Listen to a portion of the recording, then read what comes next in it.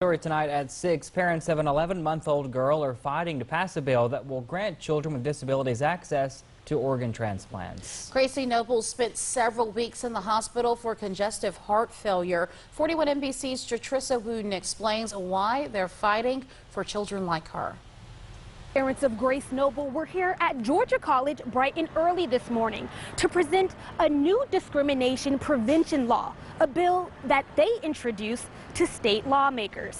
A bill that we are pushing through the 2020 legislative session to prevent organ transplant discrimination. As it stands, the state of Georgia does not have a law to prevent discrimination amongst the disabled who need life-saving transplants.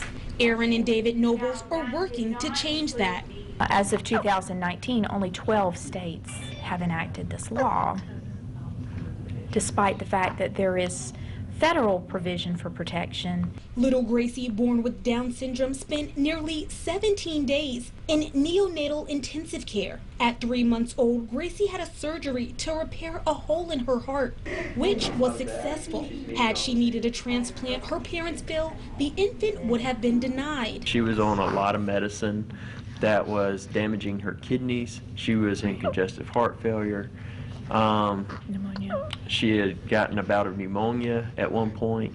After an up and down battle, not knowing if their daughter would survive, the Nobles began making their campaign to protect other children and families at the state capitol, working to get lawmakers to support Gracie's law. I believe that Gracie's law is going to save lives. Supporters of the Nobles say they had no idea about the lack of legal protections. And I was actually appalled by that. I just couldn't believe it. But Childress says she believes state lawmakers will do the right thing. Rick Williams, he was right in there and he was on that floor walking around asking people to sign that law, and that was exciting to see. At Georgia College, Jatrissa Wooten, 41 NBC News.